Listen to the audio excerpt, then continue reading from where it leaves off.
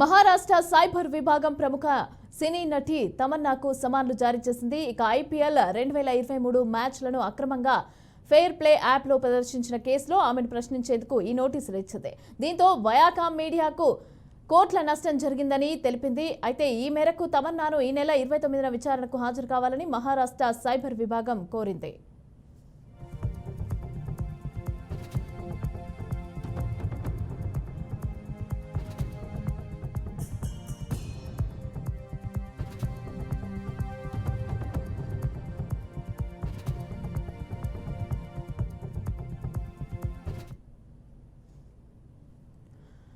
Maharashtra cyber విభాగం ప్రముఖ సినీ నటి తమన్నాకైతే సమన్లను జారీ చేసింది.